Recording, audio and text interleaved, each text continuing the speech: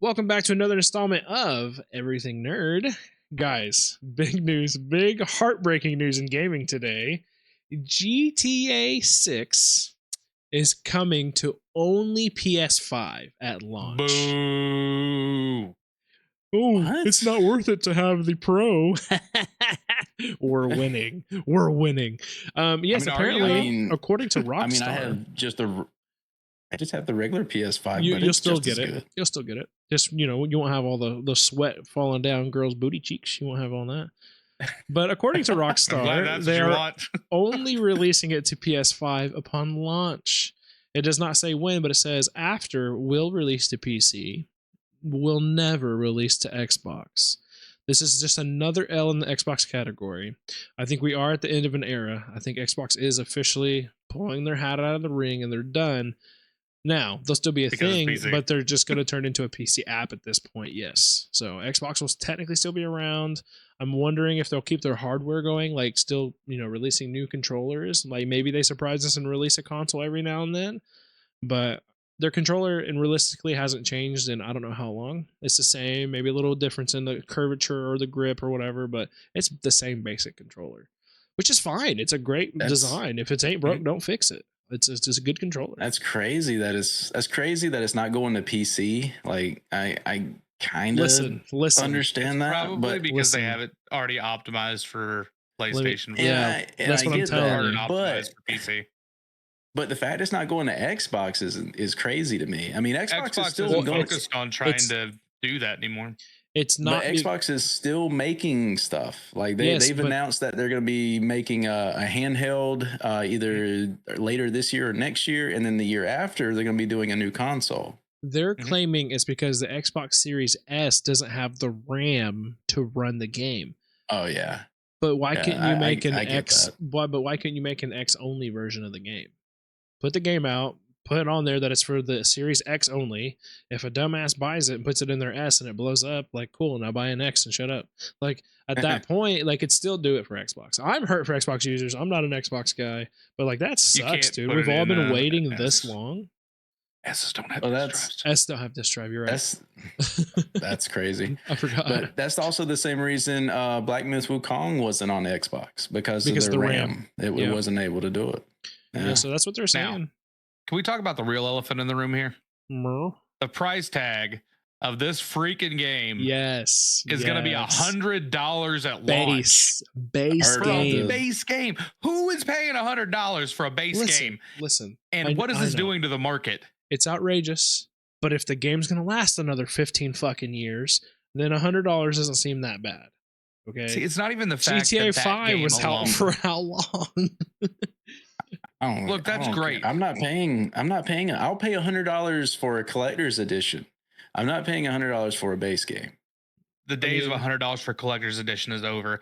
No. And the bad thing is this sets a precedent for every gaming company out there. Yeah. All these big gaming companies are like, oh, they paid $100 for a game. Let's go ahead and start charging $100 for a game. And then when the next gen comes out, it's going to be $125 for a game. And it's just going to keep going up and up and up and up. I 100% agree with you, but not every game has that pull. You know what I mean? Like, and this is no offense to the shirt you're wearing, but if a Star Wars game comes out after the one they just put out that flopped so damn hard for $100, that's going to flop just as hard. Not that many people are going to buy into a $100 Star Wars game. Now, unfortunately, and I hate to say this out loud, but if Warzone came out for $100, unfortunately, thanks to the community being so obsessed with it, no matter how trash it gets and becomes, people are going to pay $100 for Warzone, right? Or Call of Duty. My apologies. They'll pay $100 for GTA. They're not going to pay $100 for Farm Simulator or whatever. Like, so there will be some limit to help kind of keep everything. I don't disagree that there's going to be a difference in games, but what I do disagree is if that's the price of the game, that's the price of the game. If you have no choice, you have no choice. Yeah. So I think it's going to flop. Well, let me ask you. I think did it flop whenever it went from being a $20 game going up to a $60 game, or did everyone just pony up and start paying $60 every time, and then it became $70 whenever you started getting the new consoles, and now it's going up to $100? So I think the same thing's going to happen. People are just going to pony up and pay the money, just like they always have. I'm telling you right now, I am. My thing is if GTA 6 comes out, there's so much hype behind it, right? Like there's so many things about like, oh, the graphics are going to be out of this world, right? I don't think that's going to be the case. I think it's been way overhyped. There's even one of the devs that worked on the game that said, "Hey, people are way overhyping this game. It does not look anything like what they are promoting." I feel like just what happened with Star Wars Rogue One or something. What was it called? No, it wasn't worthy of my memory. What was the name? Yeah, no, right. It wasn't worthy of mine either. Not Last Survivor. Outlaws. Star Wars Outlaws. Yeah. Okay, so it was a huge flop. It was super overhyped though, but there was so many bugs. The game just was unplayable, and it flopped really bad. And I think that's what's going to happen with GTA 6. I think that's my theory, though. That's my theory of why it's coming to only PlayStation. Because, like Saw said, I don't think it's optimized for PC yet. But I think it takes some pressure off if it doesn't live up to that hype and they can figure out what they need to fix or change. Because it's like, oh, well, it's the PlayStation holding it back. I think they're going to use this as an excuse.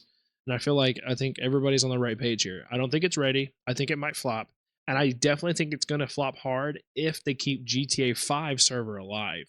Because everybody has their communities over there. People have RP over there. They have established themselves and have played that game every day since it's been out. If they keep GTA 5 servers alive and launch 6 and it's not fully what everybody dreamed it to be, I do think it'll flop as well. The business move here would be to shut down the GTA 5 servers as soon as 6 goes live, or maybe a week after, right? Give everybody kind of a grace period. But I don't think they'll do it because they're money hungry and they're still making money off of 5. And they're still releasing content. They're going to count on the money from 5 to help carry 6 or innovate 6 into what it needs to be. I think year one, I think it's going to be like another, what was that game with Keanu Reeves? Cyberpunk. It's going to be another Cyberpunk. Yeah. Where it comes out, it's dog shit. Everybody talks crap on it. They leave, and then a year later, everybody's begging you to come back because it's fixed and it's a full game. I heard Cyberpunk now is very, very playable and very fun, and it's everything that they promised. It just took them a year or two. So, yeah, I definitely see all that. But I'm just excited. The problem in games in general is they keep releasing games when they're not fucking finished. Like, why are we okay paying at this point $100 to be a fucking beta tester? Yeah, that's so stupid. Why?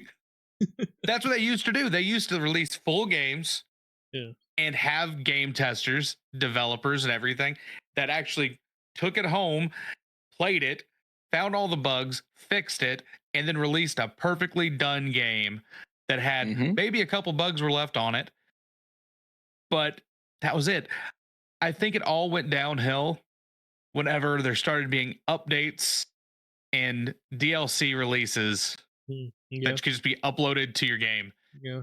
Then it made it to where it wasn't important. It was a full game because they could fix it as they go, and we accepted it. I don't think I'd go that far. I think DLC is a great thing, but what they turned it into and what they're using it as. Before, we put out a full finished game, and then it did so well that they wanted to reward us and give us more. That's what a DLC was supposed to be. Now it's like, okay, we need to hurry and make money. Let's just put this out. We'll call it finished, and then we'll have time to buy to where we can finish, what we wanted to, and we'll call it a DLC. Boom, they make more money off that because no DLCs are freaking free anymore. You got to pay for them. Like I just finished Elden Ring. I'm an Elden Lord, and the DLC for that was $40. Now, now that I've researched and understand that it's like almost its own freaking game, that makes sense. That makes sense to me. Why does that make sense to me now in 2025? Because not even 10 years ago, that would have made no sense. Like, there should be free content, So I think that's terrible. See, I'm not against DLCs. It's how they've been used, like you said. And paying $40 for a DLC now, that's fine. Like back whenever Call of Duty, back in the day, whenever they first started introducing DLCs and new maps and stuff, you used to be able to get a season pass or whatever to where you could pay for it and then you would just get everything with it. So it was never really free, which is completely fine. Like I don't mind them making money. The fact is they're just using this tool incorrectly and we're allowing it. And no one's checked any of these companies because you're still gotten to play the game. And most of these games that are coming out these days aren't even really playable until the first user update or the first anything they have that comes out. Like there's so many bugs, it's just not a thing you can do. Yeah. Mm-hmm. And I think that's like Assassin. Sorry. Go ahead. That's like Assassin's Creed Shadows. Yeah, they've put that game off 3 times now. And a lot of people are complaining, and I'm just sitting here like, you know what? I don't care. Like, if they don't think the game is ready, I let them put it off. I'd rather have a full, well-polished game than something that's still buggy as hell when it gets released. As a streamer and as a content creator, this is going to feel like a backhand thing to say. But I think this is where we come in, that we have ruined gaming. Us content creators, us streamers, because it's all hype, it's all free marketing. We're hurry up. Like I'm pre-ordering GTA 6 just because I'm a content creator, just because I want that initial hype. I want all the new views. I want the new people's eyes on me. I want to be relevant, right? That's the only reason why I'm doing it. If I wasn't a streamer, no fucking way in hell would I pay $100 for a game. No way in hell would I even play GTA because it's not part of my normal play anyways. I've played all of them as a kid. I mean, San Andreas probably has my most time spent out of any game ever, you know, but it's just not my thing anymore. I just don't, that's not what I do. But I'm doing it as a content creator. But other content creators get a game, they get popular and hyped off of it. Now everybody else wants to play that game because they want to get popular and hype off of it. And then these companies know that we're keeping them alive, so they're just going to keep feeding it, keep feeding it, keep feeding it. And I think that's where we come in and we've ruined it. Also, everybody collectively on this side of the internet loves to complain. They love to talk shit. So when a game comes out undeveloped and they can make content about it, I think that's a running joke with Call of Duty right now, is everybody is talking so much crap about it. Guess what? You're still talking about it. They're still relevant. You're still playing the game in order to talk crap about it. It's staying alive.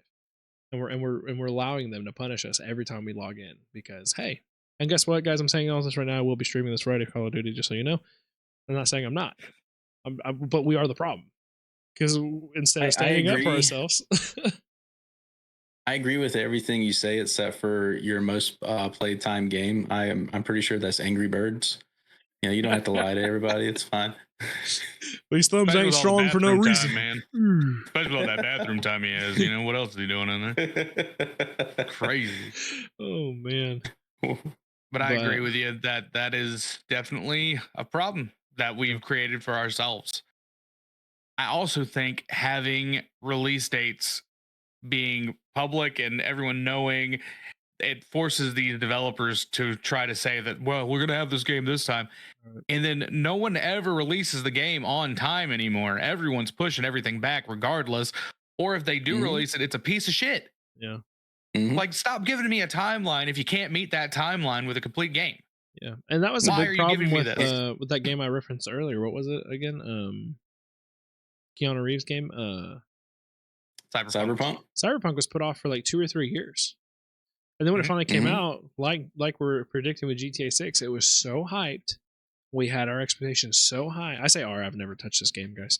We had our expectations so high just to be fucking thrown in a dumpster, and everybody was upset. You know, the game damn near tanked and almost had to go bankrupt because people were so mad, requesting refunds. They were issuing refunds left and right. You guys remember all that? No, it's a great game. You know, so you know, it was, shout out to Amzaza Lane. He told me I need to play it. Yeah, some games close down their servers in like a couple days. Oh, what's looking at you? That other game, that the night that never was. What was the day that I'm looking at you, Anthem. X-Defiant. I almost said Apex. What's that one? No, with Apex all is still alive. There's another one. All the Warner Bros. Characters it's going out right now. The one that was so crazy. Shaggy and all that you used to play. Multiverses. No. Multiverses. Multiverse. I said Marvel. I was gonna say Marvel Rivals. Sorry, but don't want to talk about that damn game. Multiverses. It's shutting down. It's going bye.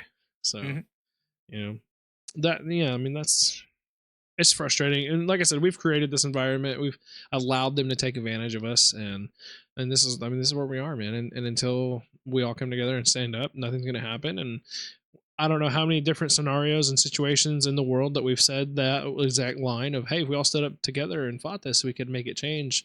And we don't, because at the end of the day, if we stand up and stop, guess what? The content creator that keeps going is the one that's going to grow and profit off of us stopping. And everybody's selfish and they want to grow and they want to profit. So they're going to keep going because it's an opportunity for them to grow and nothing's going to ever change. So it's kind of what we've allowed it to become. So there we are. That's the we talked cold, about that scary truth. We talked about that L that Xbox took earlier, right? They're not getting I feel bad. They're not getting GTA, right? Which is fine. But the massive W that they are getting is they have Game Pass. You know how many people are going to be going to Game Pass if games are $100 a piece? Yeah. These games eventually get released onto Game Pass. Some of them are day one releases. So if you can get $100 game day one release and you're only paying $20 a month, $25 a month, you're doing that 10 times out of 10 than paying for the game. Which it also makes me back in the question because they just announced that they are releasing what is it, Turismo, or what is that car game that you guys have that's so fancy? Gran Turismo? No, that's Forza. PlayStation. Forza, yeah, it's Forza. Yeah. The Halo games and another one of your guys' top titles are all coming over to PlayStation. Now, we don't have a pass for an Xbox pass, so we will be paying full price for those games when they come over, which is fine. That's a small W for you guys because you'll be profiting off of us, and we're profiting because we're finally getting the games onto the PlayStation. So it is interesting, and I'm excited to see if in the future, if they decide not to make a console, is Xbox Game Pass going to be available on PlayStation? Like, is that a thing that's going to happen? Where if they're giving us Halo, they're probably going to give us everything eventually, right? I think they just want you to go to a PC. I think that's what this is all about. But at the end of the day, in order to eventually, keep console I think players consoles are going to phase out. I don't think consoles are going to be around forever because they are getting more and more expensive. It's almost to the point now that you're almost buying a PC anyway. Yeah. So I don't know. We've talked about it in past episodes. I think your hardworking dads or whatever that come home, they don't want to mess with PC. I think a console will always have it, but I don't think it'll be mainstream for much longer. As like you're saying, I definitely do see a great decline.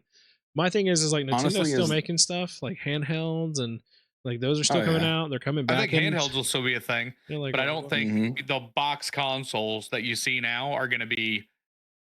In 10 years, I don't think it's going to be a thing. Yeah. As long as PlayStation comes out with great games that are exclusive and like story driven, I think they'll stay around for a while. We talk about Spider-Man 2 much longer. Spider-Man 2 just released to PC.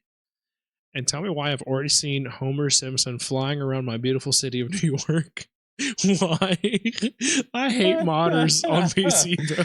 I love that there's the ability to mod games on PC. It's freaking hilarious. Why is Homer Simpson fighting Venom? Like, what the hell's going on here? Oh, it's hilarious. There is a mod.